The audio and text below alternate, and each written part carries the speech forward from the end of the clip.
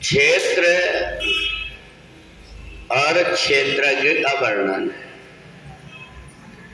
और क्षेत्र और क्षेत्रज्ञ और कोई नहीं है, ये हमारे शरीर और जीवात्मा है। समम सर्वेषु भूतेषु तिष्ठन्तं परमेश्वरम विनश्यत् स्वयं विनश्यन्तं यह पश्यति स पश्यति। समम सर्वेषु भूतेषु, भगवान कहते हैं जितने प्राणी हैं और सब में समम सर्वेषु भूतेषु, मैं सब प्राणियों में सम रूप से, किसी में बड़ा और किसी में छोटा बन करके नहीं, बल्कि सम रूप से उनके अंदर बैठा हुआ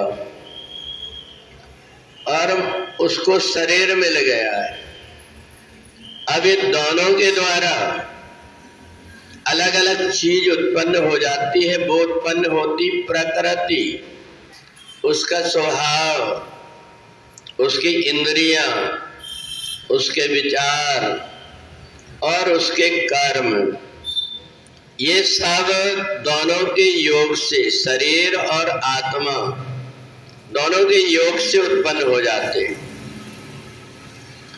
अब एक व्यक्ति जितना अपने आप को आगे बढ़ा ले, जन्मनो जायते शूद्रः, ये बच्चा जब पैदा होता है तो गंदा रहता है, उसको साफ सफाई करना पड़ता है। तो जो जन्म लेता है उसको शूद्र कहते हैं कि जिस अवस्था में वो जन्म लेता है वो शूद्र अवस्था में इसलिए हो जाता है, सो मायावद भयो गुसाई। जैसे भूमि परतवा ढावर पानी, पानी तो अच्छा है परंतु जैसे मट्टी में गिरा वो मैला हो जाता है। अब उस मैलापन को दूर करने के लिए हमें सुखाना पड़ता है। सूर्य देव उस कीचल को, पानी को अलग कर देता है और मिट्टी को ही छोड़ देता है। तो हमें भी जन्म लेने के बाद क्या करना चाहिए कि ये जो पवित्र जीवात्मा है, शरीर 5 तत्वों का मिलकर के बना, इसमें आके मैला हो जाता है, इसलिए उसको कहते हैं शूद्र। जन्म से जितने भी शरीर जिसके हैं वो सब शूद्र है। संस्कारात् द्विजो भवेत्, फिर हम उसको क्या करते हैं, धीरे से पोंछ करके साफ करते हैं, उसकी गंदगी दूर करते हैं। फिर धीरे धीरे उसको कोई ऐसी चीजें मधुपर्क जैसे उसको खिला करके और उसको पवित्र करते हैं। थोड़े दिन तक तो वो अपवित्र ही बना रहता है, हम उसका छाती उठाते हैं, उसको भी मत छूना, हमको भी मत छूना। क्यों नहीं छूना? क्योंकि वो अपवित्र है। अब हम उसके संस्कार करना शुरू कर देते हैं। जब उसके संस्कार करना शुरू कर देते हैं तो हम कितने संस्कार उसके करते हैं ये हमारे ऊपर निर्भर है। जन्मनो तो जायते शूद्र, अब संस्कारात् द्विजो भवेत्, वह परमात्मा के योग्य हो गया, वो पवित्र हो गया, इसलिए द्विज बन गया। फिर जब वो द्विज बन करके अगर रह गया तो भी भोंदू बना रहेगा। संस्कार से पवित्र तो हो गया पर उसके अंदर बुद्धि भी है, उसके अंदर मन भी है, उसके अंदर इंद्रियां भी है। इन इंद्रियों को कौन ठीक करे? तो बोले वेदात पढ़ती, उसको कोई अच्छी चीज पढ़ाने लगा दो तो वो क्या बन जाएगा? विप्र बन जाएगा। वेदात पढ़ती थी विप्रः।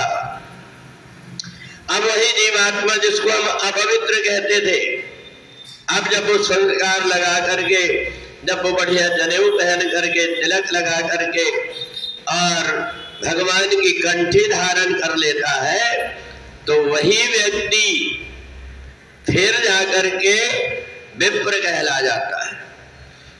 परंतु इतने पर भी उसका जीवन अधूरा रह गया। क्यों अधूरा रह गया?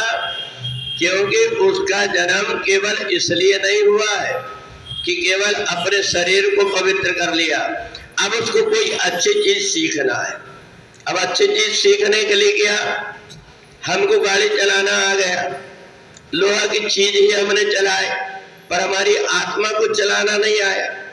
हम अपनी आत्मा को कैसे चलाए? तो ये आत्मा को परमात्मा में लगा देते हैं। परमात्मा में क्यों लगा देते हैं? इसलिए लगा देते हैं कि बाद में भी तो ये शरीर दूसरा मिलेगा हमें।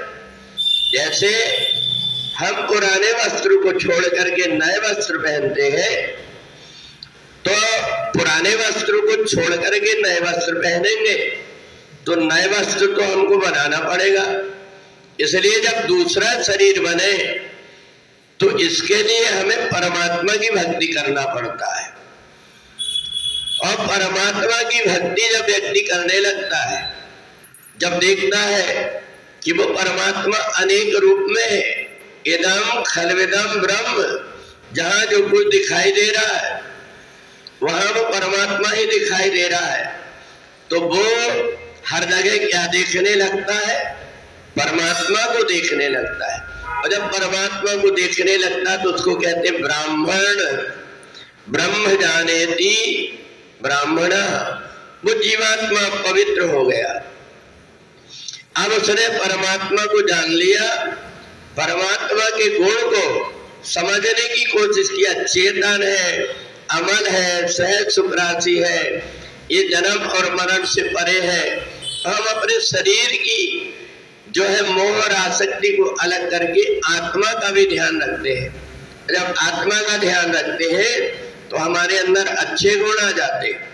एक व्यक्ति गाली मत करके बोलता है, एक व्यक्ति प्रेम से बोलता है, एक व्यक्ति दूसरों से ईर्ष्या करता है, एक व्यक्ति सबसे प्रेम करता है। ये दैवी गुण है। इन गुणों को जब व्यक्ति धारण कर लेता है तो परमात्मा कहते हैं कि वो उसने जो कुछ भी धारण किया है उसी के अनुरूप आगे का जन्म होगा उसका। तो इसलिए परमात्मा की शक्ति तो सब में है। जैसे हम देख ले, बिजली का एक तार आया ट्यूबलाइट में तो वो जल गया, वही तार दूसरा नहीं है।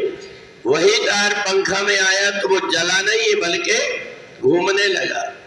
तो ऐसा ही फ्रिज में लगा हुआ वायर ठंडा कर देता है, हीटर में लगा हुआ गर्म कर देता है।